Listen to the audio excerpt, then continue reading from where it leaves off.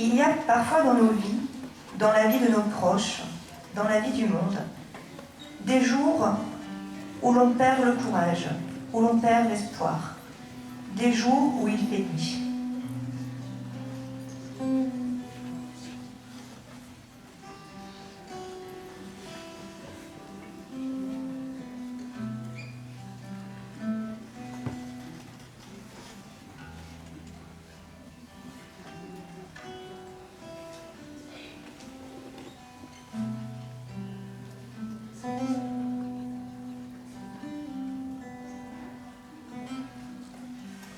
Dans la vie, on ne plaît pas toujours aux autres.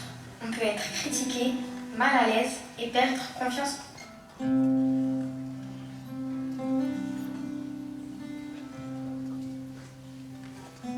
Au collège, les résultats ne sont pas toujours le reflet de mon investissement et je suis déçu.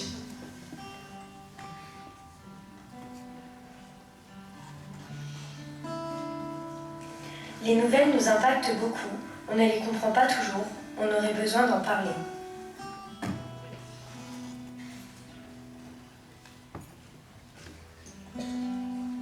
Parfois, on se dispute avec des gens qu'on aime, on perd des liens.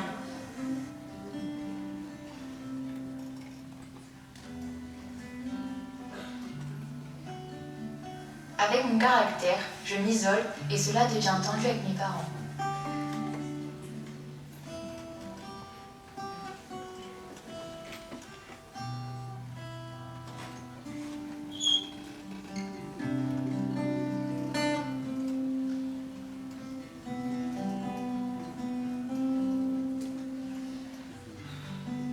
Mais au milieu de la nuit, il y a parfois des lumières qui nous surprennent, des petites lueurs qui viennent d'on ne sait où, ou qui éclairent nos ténèbres et nous redonnent confiance. Ce sont des petites lumières qui réchauffent et réconfortent, qui redonnent le goût de vivre et d'aller de l'avant. C'est de l'espérance comme un cadeau du ciel, comme un cadeau de Noël.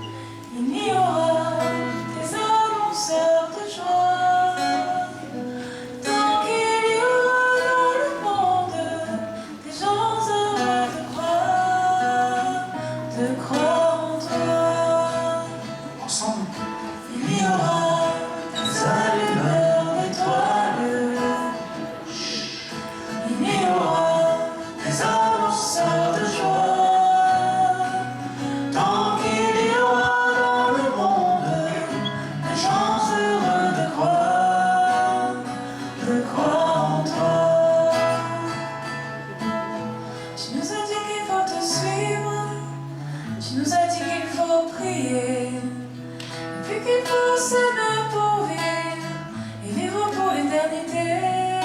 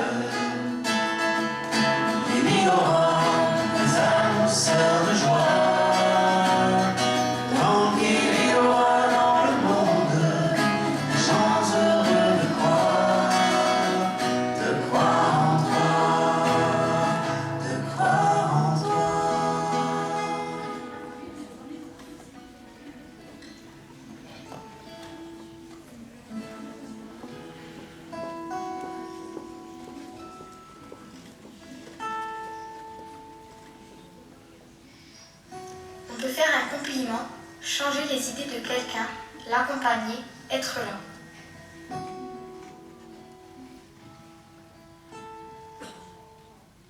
Se tromper, c'est utile. On peut recevoir l'aide d'un ami ou d'un professeur.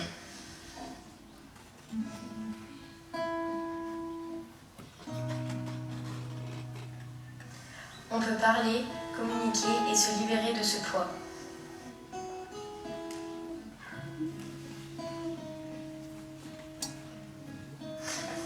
On prend du recul, on discute, on s'excuse et on se réconcilie.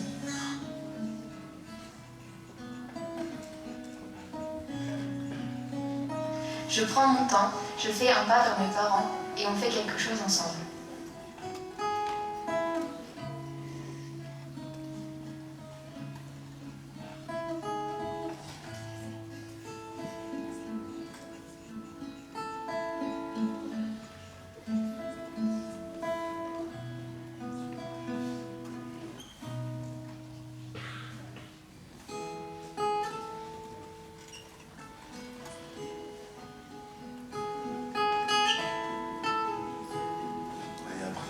Belle chose, on entend maintenant aussi la parole de Dieu. Alors je vous invite à vous lever et à donner tout ce que vous avez pour acclamer cette parole de Dieu.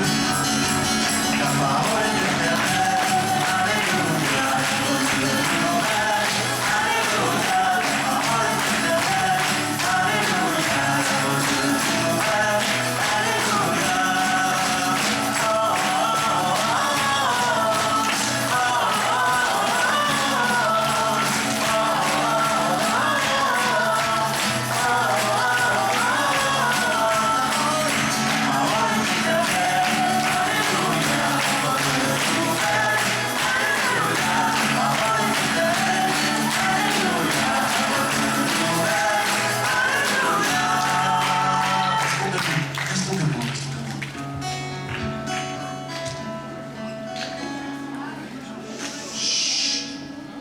Attendez, j'ai besoin d'explications. Évangile, qu'est-ce que ça veut dire? C'est un mot qui signifie bonne nouvelle. Ah, une bonne nouvelle, ça m'intéresse, je suis preneuse. Oui, et c'est la bonne nouvelle qui a changé l'histoire de l'humanité. D'ailleurs, on est en 2021. Je ne vois pas le rapport. On est en 2021 par rapport à Jésus-Christ. Notre histoire est datée par rapport à la venue du Christ. Ah, je n'y avais jamais pensé. On est à la veille de Noël, alors on va écouter l'évangile qui raconte la naissance de Jésus.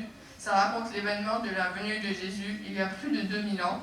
Mais tu sais, ça se passe encore aujourd'hui et ça pourrait bien changer ta vie. Et vous, si vous croyez connaître ce récit parce que vous l'avez déjà entendu, laissez-vous surprendre. Écoutez-le comme si c'était la première fois. Mettez-vous dans la peau des bergers.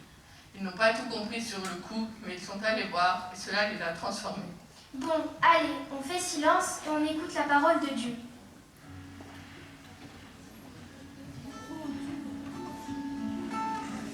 On reste debout pour écouter.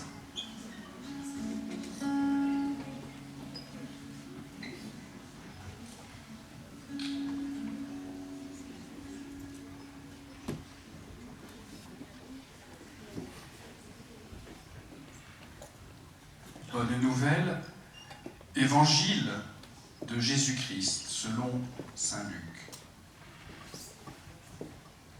En ce temps-là, parut un édit de l'empereur ordonnant de recenser toute la terre. Et tous les habitants allaient se faire recenser, chacun dans sa ville d'origine. Joseph, lui aussi, monta de Galilée depuis la ville de Nazareth vers la Judée jusqu'à la ville de David appelée Bethléem. Il était en effet de la maison et de la descendance du roi David. Il venait se faire recenser avec Marie, qui lui avait été accordée en mariage et qui était enceinte. Or, pendant qu'ils étaient là, le temps où elle devait enfanter fut accompli. Et elle mit au monde son fils premier-né. Elle l'emmaillota et le coucha dans une mangeoire, car il n'y avait pas de place pour eux dans la salle commune.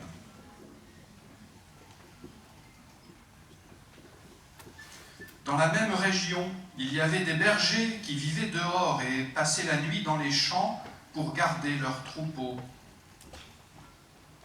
L'ange du Seigneur se présenta devant eux, et la gloire du Seigneur les enveloppa de sa lumière. Ils furent saisis d'une grande crainte. Alors l'ange leur dit, « Ne craignez pas, car voici que je vous annonce une bonne nouvelle, qui sera une grande joie pour tout le peuple. Aujourd'hui, dans la ville de David, vous est né un sauveur, qui est le Christ, le Seigneur. Et voici le signe qui vous est donné, vous trouverez un nouveau-né emmailloté et couché dans une mangeoire. » Et soudain, il y eut avec l'ange une troupe céleste innombrable, qui louait Dieu en disant « Gloire à Dieu au plus haut des cieux, et paix sur la terre aux hommes qu'il aime. » Lorsque les anges eurent quitté les bergers pour le ciel, ceux-ci se disaient entre eux, « Allons jusqu'à Bethléem pour voir ce qui est arrivé, l'événement que le Seigneur nous a fait connaître. » Ils se hâtèrent d'y aller, et ils découvrirent Marie et Joseph avec le nouveau-né couché dans la mangeoire. Après avoir vu, ils racontèrent ce qui leur avait été annoncé au sujet de cet enfant, et tous ceux qui entendirent s'étonnaient de ce que leur racontaient les bergers. Les bergers repartirent, ils glorifiaient et louaient Dieu pour tout ce qu'ils avaient entendu et vu, selon ce qui leur avait été annoncé.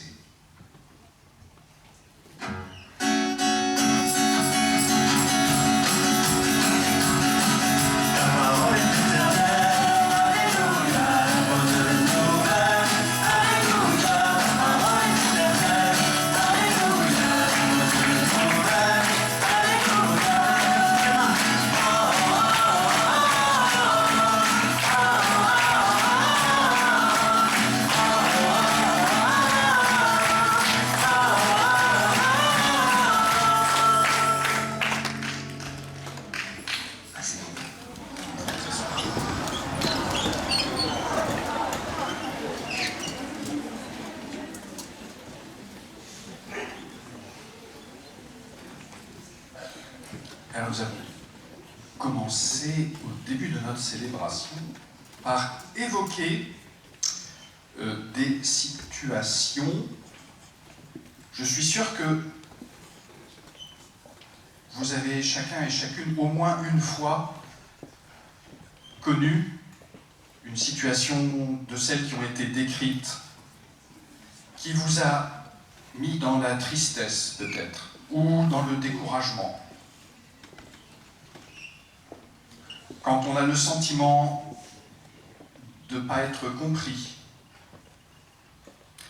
ou bien quand on est harcelé, ou quand on se prend une remarque qui nous blesse, quand on se dispute, surtout quand c'est avec quelqu'un qui est proche ou quelqu'un qu'on aime, quand on entend dire des choses sur nous, derrière notre dos, quand on dit du mal de nous,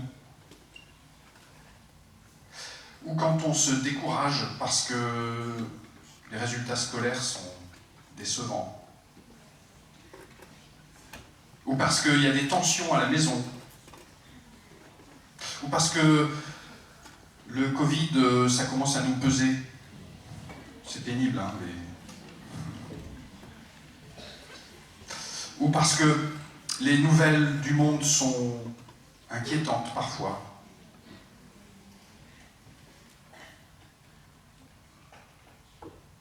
Ça fait partie de notre vie. Heureusement, c'est pas que ça, notre vie. Mais, quelquefois, on peut se dire, mais où est-ce qu'il va, là, le monde, là ? Et Dieu, dans tout ça, qu'est-ce qu'il fait ? Il y a des adultes, quelquefois, qui se posent la question. Et puis, nous avons aussi accueilli des petites lumières. Et nous avons évoqué comment, même au cœur d'une situation difficile, la lumière peut briller. Comment est-ce que la lumière peut briller? Vous savez, il y a 2000 ans, le monde n'était pas plus facile qu'aujourd'hui. Il y a une jeune femme qui est jeune mariée. Son époux s'appelle Joseph. Il est charpentier. Et il travaille le bois, mais pour faire des charpents. Donc on pourrait dire aujourd'hui qu'il est un peu ingénieur quand même. Mais ils ne sont pas riches. Ils vivent dans une petite bourgade qui s'appelle Nazareth. Et les conditions de vie sont difficiles parce que le pays des Juifs est occupé par une armée étrangère, les Romains. De temps en temps, il y a de la violence. De temps en temps, il y a une épidémie. Parfois aussi, on ne mange pas toujours à sa faim quand il y a... C'est pas un monde facile. Hein. Et dans ce monde et dans cette vie qui n'est pas facile, Marie et Joseph, ils ont une lumière. Ils mettent toute leur foi, toute leur confiance en Dieu. Et voilà que Marie est enceinte. Elle est enceinte et elle sait que l'enfant qu'elle attend, il vient de Dieu. Déjà, quand on attend un enfant, je pense que vous en avez fait l'expérience, ceux et celles d'entre vous qui ont un petit frère ou une petite sœur, c'est toujours une espérance extraordinaire, c'est toujours une lumière, même si quelquefois, il y a des femmes qui peuvent vivre la grossesse dans des situations compliquées ou difficiles. Mais malgré tout, c'est la vie qui vient. Et Marie attend. Oui, sauf que, grosse contrariété, l'empereur à Rome a décidé de comptabiliser, de compter tous les habitants de son empire. Ça s'appelle le recensement. Tout le monde est obligé d'aller se faire inscrire pour le recensement, mais il faut y aller dans la ville de ses ancêtres. Et Joseph, il est descendant du roi David, et donc il va falloir partir pour la ville du roi David, qui s'appelle Bethléem. Bethléem, c'est à plus de 100 km de là où ils habitent. À l'époque, on ne prend pas le train, le bus, etc. Vous le savez, bien sûr. Alors, il va falloir se mettre en route, sauf que Marie, elle est bientôt au terme de sa grossesse. Joseph va louer un petit âne pour que Marie puisse faire le chemin sur le dos de l'âne. Ça reste un voyage quand même précaire, hein, difficile. Puis on est en hiver, probablement. Et voilà que quand ils arrivent à Bethléem, Joseph frappe à toutes les portes, parce qu'il y a des gens de sa famille quand même. Ah ben oui, mais il n'y a plus de place. Bethléem, c'est petit hein, à l'époque, c'est tout petit. Tout le monde vient pour le recensement. Ah non, désolé, on n'a plus de place. D'ailleurs, Joseph, il n'est pas forcément très aimé non plus dans sa famille. Vous voyez, il est même un peu rejeté par certains. Et voilà que Marie et Joseph, ils arrivent à Bethléem et où est-ce qu'on va loger? C'était l'angoisse hein, quand même pour Joseph. Et puis finalement, ils vont se retrouver... Vous savez, les maisons, c'était un petit peu comme des fermes. Les gens habitaient souvent à l'étage et au rez-de-chaussée, c'était aménagé un peu comme une grange.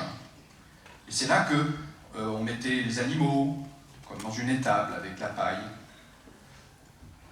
Et dans l'angoisse de trouver un lieu, parce que la nuit il fait froid en hiver à Bethléem, et Marie va bientôt accoucher, il trouve ce lieu où il y a les animaux, comme une étable. Au moins il y a un peu de chaleur, parce que vous savez que les animaux, surtout les gros animaux comme les vaches, ça produit de la chaleur. Bon, ceux d'entre vous qui sont déjà allés dans une étable.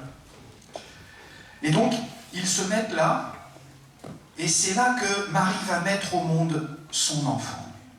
Et comme il n'y a pas de berceau, une fois qu'elle l'a emmailloté dans les langes, elle va le coucher dans la mangeoire. Il y a la mangeoire avec le foin pour les animaux. Ce sera le berceau du nouveau-né de Marie. Ils sont là dans la pauvreté et pourtant, leur cœur est vraiment éclairé et habité par une extraordinaire joie, parce que ce qui nous donne le plus de joie, vous savez, c'est pas les choses matérielles. C'est bien d'acheter des choses, c'est bien de se faire des cadeaux, c'est encore mieux, parce que c'est le signe de l'amour. Mais ce qui nous donne le plus de joie dans la vie, c'est pas de posséder, c'est d'être aimé. C'est ça qui est la source de la vraie joie. Et Marie et Joseph, qui sont là dans la pauvreté de cette mangeoire, ils ont devant eux ce nouveau-né si fragile, hein, et ils savent que ce nouveau-né, c'est le Fils de Dieu. Et justement, à quelques kilomètres de là, dans la montagne, enfin c'est de la petite montagne, il y a des bergers, ils sont pauvres aussi parce qu'eux, ils passent la nuit dehors pour garder les troupeaux. Et c'est à eux que l'ange du Seigneur va apparaître pour leur dire « Hé, j'ai une bonne nouvelle, à Bethléem, le Sauveur, le Christ est né. C'est une bonne nouvelle pour tout le peuple. Et vous le reconnaîtrez, c'est un nouveau-né qui est emmailloté, couché dans une mangeoire. » Alors les bergers, ils vont aller à Bethléem, ils prennent au sérieux l'annonce de l'ange et ils trouvent le nouveau-né avec Marie et Joseph. Et eux aussi, ils vont ressentir cette grande joie. Est-ce que cette naissance nous concerne aujourd'hui? Ah, il faut comprendre qu'est-ce qu'elle veut dire cette naissance. Merci. Qu'est-ce qu'elle veut dire cette naissance? Cette naissance, elle veut dire que Dieu, parce qu'il nous aime, est venu parmi nous. Il est venu partager notre vie, notre condition.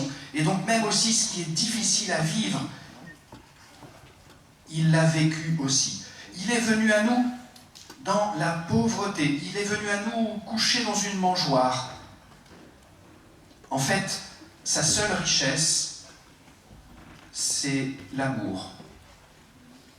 Et donc on peut dire qu'à Bethléem, il y a une lumière qui a brillé dans la nuit de ce monde. Cette lumière, c'est juste l'amour. C'est Dieu qui est là par amour. Et sa seule parole, parce qu'un enfant, ça ne parle pas, hein, un nouveau-né, ça ne parle pas. Sa seule parole, c'est d'être là par amour. Alors nous aussi, nous pouvons accueillir cette lumière, parce que Jésus, il est né pour chacun et chacune d'entre nous. Même si on n'est pas croyant, Jésus, il est quand même venu au monde pour chacun et chacune d'entre nous. C'est pourquoi nous accueillons la lumière. La lumière qui arrive, elle a été apportée depuis Bethléem. À Bethléem, il y a une flamme qui brûle à l'endroit où Jésus est né toute l'année. Et un scout est allé la chercher. Il l'a emmenée, il a pris l'avion. Elle était protégée par un appareil spécial dans l'avion. Elle est arrivée jusqu'en Europe. Elle est arrivée dimanche à Arras, il y a 2 jours. Cette lumière,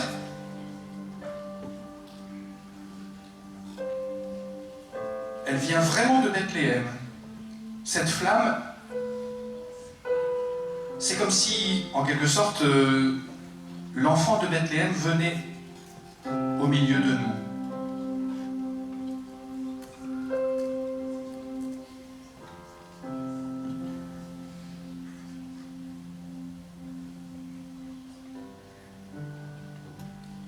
Nous aussi, nous voulons t'accueillir. Cette petite flamme, elle est finalement fragile. Hein. C'est facile d'éteindre une bougie, il suffit de souffler dessus. C'est très fragile. C'est pourquoi elle est protégée à l'intérieur de ce coffret. Mais cette flamme, tant qu'elle brille, elle apporte la lumière et la chaleur. Et elle nous rappelle que Dieu est venu dans notre monde. Il nous donne sa lumière pour que nous aussi, nous soyons des lumières pour tous ceux et celles que nous côtoyons.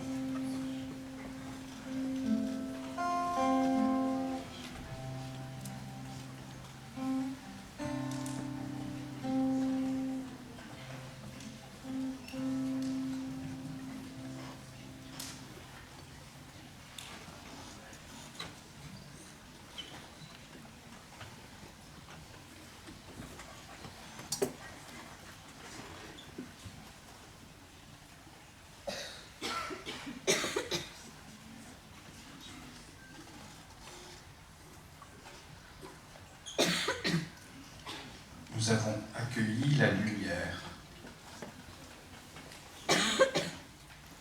qui nous venait de Bethléem. Accueillons la lumière qui est Jésus. Et grâce aux paroles de Jésus, nous pourrons reconnaître que Dieu est vraiment notre Père. Nous pouvons lui dire notre confiance. Nous pouvons lui demander ce dont nous avons besoin. Donne-nous le pain dont nous avons besoin. Aide-nous à nous pardonner. Aide-nous à résister au mal. Nous pouvons nous mettre debout et avec tous ceux qui le veulent et qui le connaissent, nous allons pouvoir redire ensemble cette prière reçue de Jésus.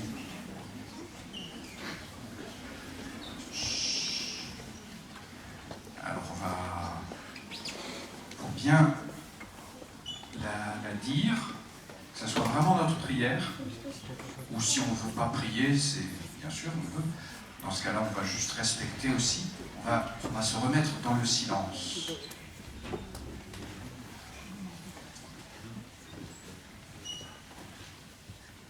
Notre Père, qui es aux cieux, que ton nom soit sanctifié, que ton règne vienne, que ta volonté soit faite sur la terre comme au ciel. Donne-nous aujourd'hui notre pain de ce jour. Pardonne-nous nos offenses, comme nous pardonnons aussi à ceux qui nous ont offensés. Et ne nous laisse pas entrer en tentation, mais délivre-nous du mal. Amen. On va aussi se tourner vers celle qui nous a donné Jésus, celle qui l'a mis au monde. Et je vous propose de prier Marie aussi, peut-être si vous connaissez dans votre entourage une personne qui vit quelque chose de difficile, une personne triste, une personne qui est peut-être malade, qui, dans votre famille ou dans votre entourage, eh bien, vous pouvez aussi prier spécialement pour elle. Vous pouvez aussi prier pour votre famille. Demandant à Marie de veiller sur nous, de prier pour nous.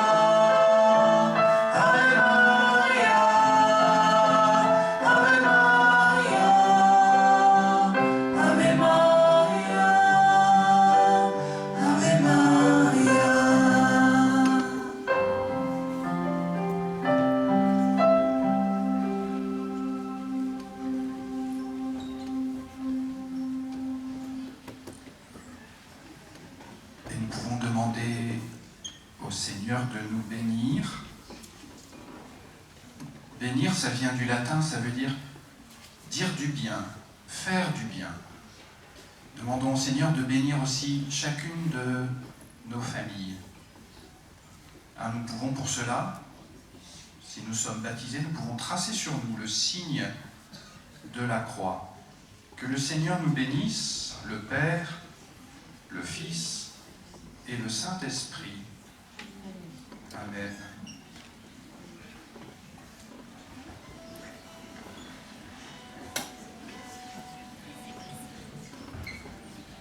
Notre célébration arrive à son terme. Je vous remercie énormément pour toute l'attention dont vous avez fait preuve. Je vous propose qu'on applaudisse très fort Alix et Philippe.